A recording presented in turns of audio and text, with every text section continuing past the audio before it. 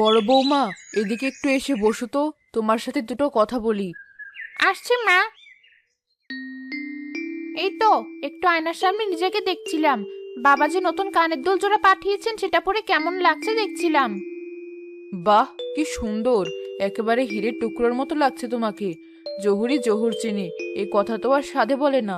তোমার বাবার পছন্দ আছে বটে। বাবা বলেন আমার মেয়ে হলো রাজকুমারী, তার কানে যেন তেন জিনিস মানায় না, তাই তো সবচেয়ে বড় জহরিকে দিয়ে এটা করিয়েছেন। তা তো বটেই। যার যেমন বংশ তার তেমন চালচলন। তোমার বাবার টাকা পয়সার কোনো অভাব নেই, তাই তো মেয়েকে তিনি রানীর হালে রেখেছেন। সবার কপালে তো আর এসব জোটে না। মা, আপনার জন্য লেবু শরবত এনেছি।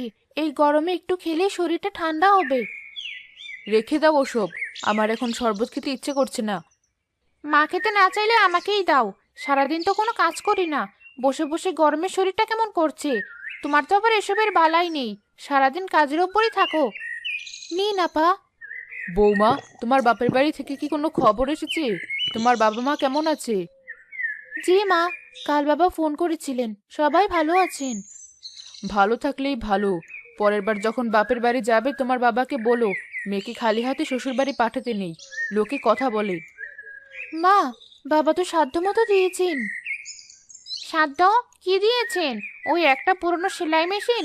ওটার দাম তো আমার এই শাড়ির আঁচলের দামের চেয়েও কম। কি ব্যাপার? এখানে এত কিসের আলোচনা চলছে? ফরিদা, তোমার মুখটা এমন শুকনো কেন? কেউ কিছু বলেছে? আরে না, কে আবার কি বলবে। আমি বলছিলাম তোর বউকে একটু সাজগোজ করতে। সারাদিন শুধু সেলাই মেশিন নিয়ে খটখট করলে কি আর সংসার চলে? বড় বৌমাকে দেখ, কেমন ঘর আলো করে বসে আছে। মা, ফরিদা তো সংসারের সব কাজ একাই করে। ওর তো সাজগোজ করার সময়ও হয় না। আর বড় ভাবি তো। আমি কি? আমি কিছু করি না তাই তো? আমার বাবার দেওয়া সম্পদে তোমরা সবাই চলছো, সেটা কিছু না? এই যে এসি চলছে, ফ্রিজে খাবার আছে, এগুলো কি তোমার ওই অল্প মানের টাকায় হয়? নাসরিন একদম ঠিক কথা বলেছে। জামাল, তুই সবসময় বউয়ের হয়ে বেশি কথা বলিস। মা যা বলেছে তা কি ভুল? তোর ভাবির বাবার টাকায় আজ আমাদের এত আরামায়েশ। আর তোর বউ কি এনেছে? ভাইয়া, আপনিও? টাকা দিয়ে কি সব হয়? ভালোবাসা, সেবা, সংসারের প্রতি দায়িত্ব, এগুলো কি কোনো দাম নেই? থাম, আমাকে জ্ঞান দিতে আসিস না। আমি বুঝি কোনটা দামি আর কোনটা সস্তা। সোনার কদর আর লোহার কদর কোনোদিন এক হয় না। ফরিদা, যাও তো, রান্নাঘরে গিয়ে দেখো কি রান্না বাকি আছে। এখানে দাঁড়িয়ে তর্ক করে লাভ নেই। জি মা, যাচ্ছি।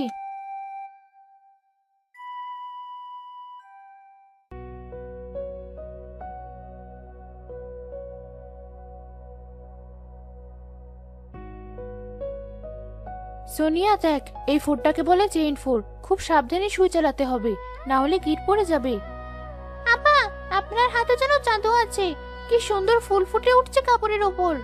তোদের হাতেও ফুটবে, শুধু মনোযোগ দিয়ে শিখতে হবে। নিজেরা কাজ শিখলে আর কারো কাছে হাত পাততে হবে না, নিজের সম্মান নিয়ে বাঁচতে পারবি। আমাদের তো আপনার মতো ভাগ্য না আপা। আপনি কত ভালো করে বিয়ে করেছেন। ভাগ্য মানুষ নিজেই করে সোনিয়া। পরের ধনের চেয়ে নিজের হাতের উপার্জন অনেক শান্তির। মা, দেখুন আপনার ছোট বৌমার কাণ্ড। এখন বাড়িতে রীতিমতো স্কুল খুলে বসেছে। এখানে কি হচ্ছে? নিজের কাজ শেষ করে এখন পাড়াপড়শিদের নিয়ে আড্ডা জমানো হচ্ছে? না মা, আড্ডা না। আমি ওদের একটু হাতের কাজ শেখাচ্ছিলাম। ওদের সংসারে খুব অভাব। অভাব তো আমারও আছে নাকি? এই যে সংসারের এত কাজ পড়ে আছে, সেদিকে খেয়াল নেই। এসব সুই সুতো নিয়ে বসে থাকলে কি আর ভাগ্য ফিরবে? ভাগ্য ফেরানোর জন্য ভাগ্য নিয়ে জন্মাতে হয় ফরিদা। আমার বাবার মতো বাবা থাকতে হয়। তোমার মতো স্কুল মাস্টারের মেয়ে হয়ে এত বড় স্বপ্ন দেখা ঠিক না। এইসব কাঁথা সেলাই করে বড় জোর দুটো চাল ডালের পয়সা হবে, আমার একটা লিপস্টিকের দামও উঠবে না। আপা, সবকিছুর বিচার টাকা দিয়ে হয় না। আত্মসম্মান আর মনের শান্তিও বড় জিনিস। এই মেয়েরা কাজ শিখলে সম্মানের সাথে বাঁচতে পারবে। যথেষ্ট হয়েছে তোমার জ্ঞান দেওয়া। আমি আমার বাড়িতে এসব সস্তা কাজ দেখতে চাই না। উঠো সব, যাও এখান থেকে। আমার বাড়ির পরিবেশ নষ্ট করো না।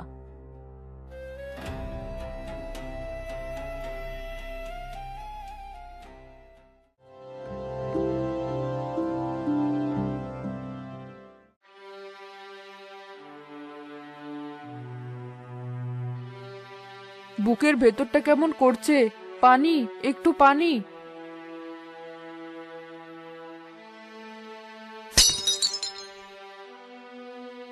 কামাল, জামাল, আমার আমার কি হলো?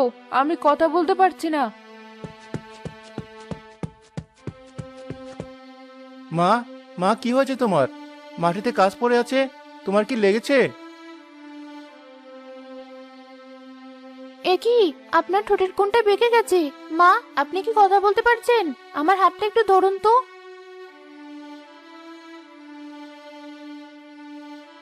সর্বনাশ হয়েছে, ওনার তো শরীরের এক পাশ পুরো অবশ হয়ে গেছে। আপনি তাড়াতাড়ি হাসেম ডাক্তারকে খবর দিন। ভাইয়া, ভাইয়া তাড়াতাড়ি এসো, মায়ের অবস্থা খুব খারাপ।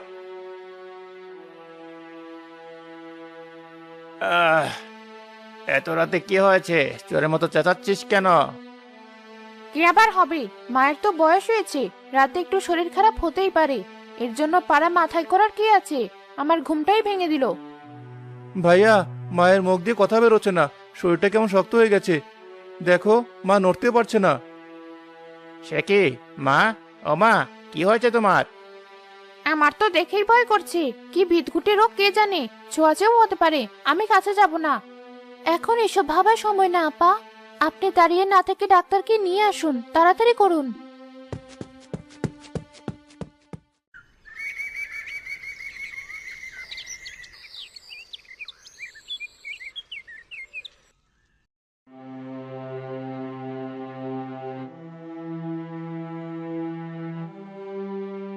দেখুন, আমি যা বুঝলাম এটা সাধারণ কোনো রোগ নয়।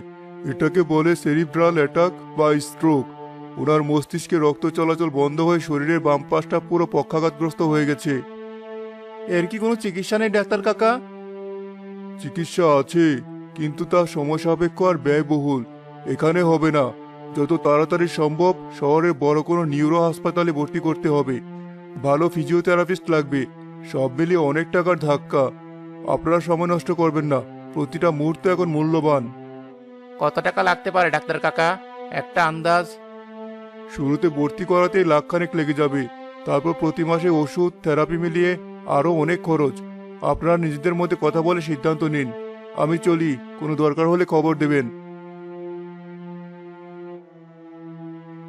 ভাইয়া, যা জমানো টাকা ছিল তা তো বাবার চিকিৎসার সময় প্রায় সবই শেষ হয়ে গেছে। এখন এত টাকা আমরা কোথায় পাবো? নাসরিন, তোমার বাবা তো... একদম না, ওই প্রসঙ্গ তুলবেও না।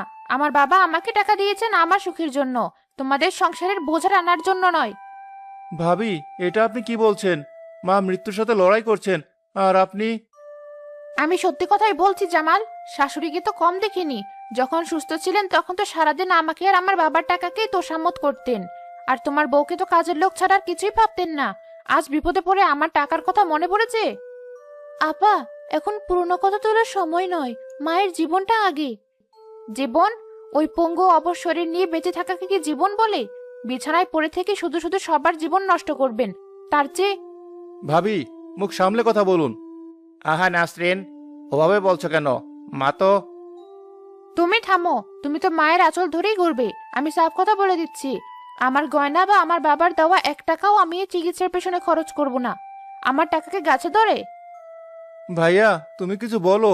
তুমি বড় ছেলে, তোমার তো দায়িত্ব আছে। আমি কি বলবো জামাল? তুই তো জানিস আমার নিজের কোনো আয় নেই। যা কিছু সব তো নাসরিনের বাবার টাকাই চলে। ও যদি না দেয়, আমি... আমি শুধু টাকাই দেব না, আমি এই রোগাভাগা বাড়িতেও থাকবো না। আমার দম বন্ধ হয়ে আসছে। চলো কামাল, আমরা কিছুদিন আমার বাবার বাড়ি থেকে ঘুরে আসি। এখানে থাকলে আমারও শরীর খারাপ করবে। এই অবস্থায় মাকে ফেলে আপনারা চলে যাবেন? আপনাদের বিবেক বলে কিছু নেই? যাদের টাকা নেই তাদেরই বিবেক বেশি থাকে, যাদের টাকা আছে তাদের মাথা কাটিয়ে চলতে হয়। শোনো কামাল, তুমি যদি এখন আমার সাথে না চলো তাহলে আমাদের সম্পর্ক এখানেই শেষ। এখন তুমি সিদ্ধান্ত নাও, পঙ্গু মা নাকি তোমার স্ত্রী আর ভবিষ্যৎ।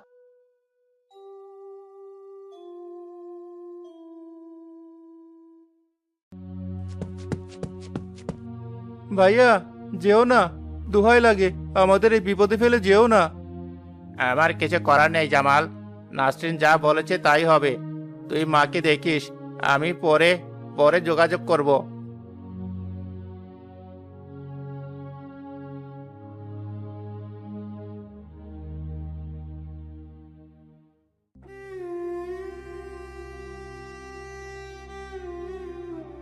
মা, তুমি কেঁদো না।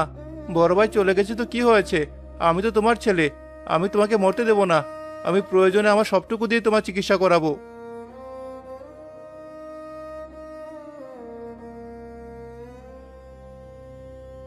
মা, আপনি এভাবে ভেঙে পড়লে আমরা সাহস পাবো কোথায়? আপনাকে তো আবার সুস্থ হয়ে উঠতে হবে। এখন এসব কথার কথা ফরিদা। টাকা কোথায়? কালকের মধ্যে টাকা জমা না দিলে তো কোনো হাসপাতালে ভর্তিই নেবে না। টাকা আছে। মানে কি আছে এর মধ্যে?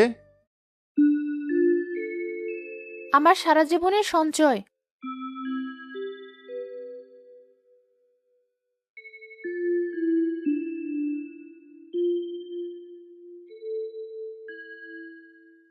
এত টাকা? ফরিদা, এত টাকা তুমি কোথায় পেলে? তুমি তো... আমি আর গ্রামের এই মেয়েগুলো মিলে গত 1.5 বছর ধরে যে কাঁথা, চাদর, নকশার কাজগুলো করছিলাম, সেগুলো শহরের এক ভদ্রলোককে দিতাম। তিনি বিদেশে বিক্রি করতেন। প্রতি মাসে যা পেতাম নিজের জন্য 1 পয়সাও খরচ না করে সব এখানে জমিয়েছি। ভেবেছিলাম কোনোদিন খুব বিপদে পড়লে কাজে লাগবে। ফরিদা, তুমি... এই টাকাগুলো তো আসলে আপনারই, আপনাদের সংসারেরই। আমি তো শুধু আগলে রেখেছিলাম। এখানে প্রায় 80,000 টাকা আছে। আর এই চুড়ি দুটো বিক্রি করলে আরো 1000 পাওয়া যাবে। লাখখানেক হয়ে যাবে। আপনি আর এক মুহূর্ত দেরি করবেন না। শহরে ফোন করে একটা অ্যাম্বুলেন্সের ব্যবস্থা করুন। আমরা আজ রাতের মধ্যেই মাকে নিয়ে রওনা দেব।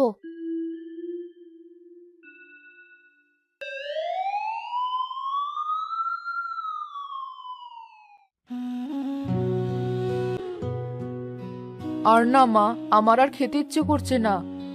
আর 2 চামচ মা। ডাক্তার বলেছেন ঠিকমতো না খেলে শরীরে শক্তি আসবে না। শক্তি না এলে ব্যায়াম করবেন কিভাবে? তুই সারাদিন আমার পেছনে লেগে থাকিস। নিজের খাওয়া ঘুমের কোনো ঠিক নেই। মুখটা শুকিয়ে এতটুকু হয়ে গেছে। আমার কথা ছাড়ুন তো। আপনি সুস্থ হয়ে উঠলেই আমার সব ক্লান্তি দূর হয়ে যাবে। কি খবর আনোয়ারা বেগম? আজ কেমন লাগছে? সৃষ্টিকর্তার দয়ায় আর আমার এই মেয়ের সেবায় অনেক ভালো আছি বাবা। আপনার মেয়ে তো একাই 100। আমি আমার ডাক্তারি জীবনে অনেক রোগী দেখেছি, কিন্তু এমন সেবা করতে কাউকে দেখিনি। দিন রাত এক করে আপনার পাশে পড়ে আছে। সত্যি এমন সন্তান পাওয়া ভাগ্যের ব্যাপার। ডাক্তার সাহেব, মায়ের রিপোর্টগুলো? রিপোর্ট খুবই আশাব্যঞ্জক। ওনার মনের জোর আর আপনার স্ত্রীর সেবা দুটো মিলে ম্যাজিকের মতো কাজ করেছে। ফিজিওথেরাপির ফলও খুব ভালো। আমার মনে হচ্ছে আর 1 মাস এখানে পর্যবেক্ষণে রাখলেই ওনাকে আমরা ছেড়ে দিতে পারবো। বাড়িতে গিয়ে নিয়মিত ব্যায়াম চালিয়ে গেলে উনি আবার আগের মতো হাঁটতে পারবেন। সত্যি বলছেন ডাক্তার সাহেব? একদম সত্যি। তবে খরচের ব্যাপারটা আপনাদের তো বেশ চাপ যাচ্ছে আমি জানি। টাকার চিন্তা আমি করছি না ডাক্তার সাহেব। আপনি শুধু আমার মাকে দেখুন, যেন আল্লাহ তাকে সুস্থ করে দেয়। প্রয়োজনে আমি আরো জমি বিক্রি করে দেব। না, আর জমি বিক্রি করতে হবে না। গ্রামের মেয়েদের আমি ফোন করে দিয়েছি। ওরা কাজ বন্ধ রাখেনি। কিছু টাকা ওরা পাঠিয়েছে। বাকিটা হয়ে যাবে। আপনি চিন্তা করবেন না।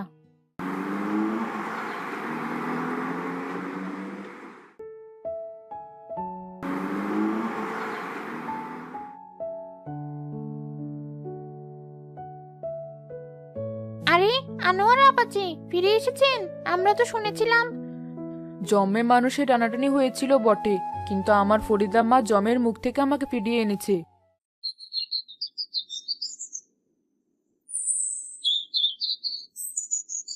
কি ব্যাপার? বাড়িতে এত ভিড় কেন? মায়ের কি কিছু হয়েছে? মা, তুমি তো দিব্যি হেঁটে বেড়াচ্ছ। আমি তো ভাবতেও পারিনি তুমি এত তাড়াতাড়ি সুস্থ হয়ে উঠবে। যাক, সৃষ্টিকর্তার অশেষ রহমত। সৃষ্টিকর্তা? সৃষ্টিকর্তার নাম মুখে আনার আগে একবার নিজের কাজের কথা ভেবেছিস কামাল? মা, যা হওয়ার তা তো হয়েই গেছে। পুরোনো কথা এখন আর তুলে লাভ কি? আমরা তো ফিরেই এসেছি। হ্যাঁ মা, আমরা তো ভাবলাম আপনি এখন সুস্থ, তাই বাড়ি ফিরে আসি। এটা তো আমাদেরও বাড়ি। বাড়ি? কোন বাড়ি? যে বাড়ির মানুষটাকে তোমরা মরণাপন্ন অবস্থায় ফেলে টাকার লোভে চলে গিয়েছিলে সেই বাড়ি? না, এটা তোমাদের বাড়ি নয়। এর মানে কি? আপনি আমাদের বাড়ি থেকে চলে যেতে বলছেন? আপনার বড় ছেলে বউকে? বড় ছেলে বউ? বড় ছেলে সে যে বাপের মতো মায়ের দায়িত্ব নেয়। বড় বউ সে যে শাশুড়িকে মায়ের মতো আগলে রাখে। তোমরা তো পশুর চেয়েও অধম। আমি যখন বিছানায় অসহায় হয়ে পড়েছিলাম, তখন আমার কানে শুধু তোমাদের ওই কথাগুলোই বাজতো। পঙ্গু শরীর নিয়ে বেঁচে থেকে কি লাভ? আমার বাবার টাকা আমি কেন নষ্ট করব? আর আমার এই কিছু না আনা ছোট বৌমা, আমার এই গরিব মেয়েটা, নিজের গলার হার, হাতের চুড়ি, সারা জীবনের জমানো টাকা সব আমার চিকিৎসার জন্য নিঃস্ব করে দিয়েছি। শুধু টাকা দিয়েই থেমে থাকিনি, 3 মাস ধরে দিনকে দিন, রাতকে রাত করিনি। নিজের হাতে আমার ময়লা পরিষ্কার করেছে, আমাকে খাইয়ে দিয়েছে, আমাকে বুকে ধরে সাহস জুগিয়েছে, ও আমাকে নতুন জীবন দিয়েছে। আমাকে মাফ করে দিস মা, আমি অন্ধ ছিলাম, আমি টাকার চাকচিক্য দেখেছিলাম, মনের আলো দেখিনি। আজ আমি বুঝেছি কোনটা আসল সম্পদ। এই বাড়িতে তোমাদের কোনো জায়গা নেই, তোমরা এই মুহূর্তে আমার বাড়ি থেকে বেরিয়ে যাও, আমি তোমাদের মুখ দেখতে চাই না। মা, দোহাই লাগে, এমন করো না। আমরা কোথায় যাব? যেখানে তোমাদের টাকার অহংকার তোমাদের নিয়ে যায় সেখানে যাও। আমার এই শান্তির সংসারে তোমাদের মতো বিষাক্ত সাপের কোনো স্থান নেই, যাও।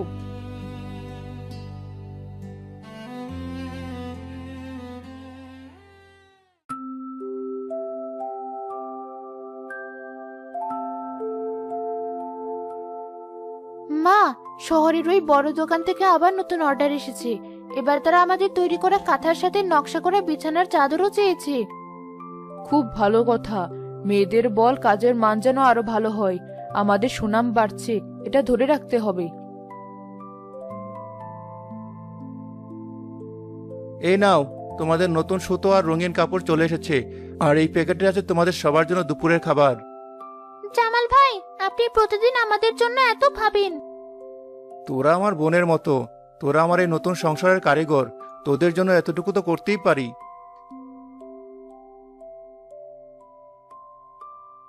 আমি কি ফরিদা বেগমের সাথে একটু কথা বলতে পারি? আমি ঢাকা থেকে এসেছি, আপনাদের কাজের খুব সুনাম শুনেছি। আমি ফরিদা, বলুন আমি আপনার জন্য কি করতে পারি? আমার নাম স্বাধীন, আমি একটা বড় এক্সপোর্ট হাউসের মালিক। আমি আপনাদের তৈরি করা কিছু জিনিস দেখেছি, অসাধারণ কাজ। আমি আপনাদের সাথে বড় একটা চুক্তি করতে চাই। আপনাদের তৈরি করা সমস্ত মাল আমরা কিনে নেব এবং বিদেশে পাঠাবো। এই সবই আল্লাহর রহমত আর আমারই মেয়ের সততার ফল। আমরা রাজি, কিন্তু আমাদের একটা শর্ত আছে। আমাদের লাভের একটা অংশ এই গ্রামের গরিব মেয়েদের পড়াশোনার জন্য খরচ করা হবে। আমি আপনার সততায় মুগ্ধ হলাম, আপনার শর্ত আমার মঞ্জুর।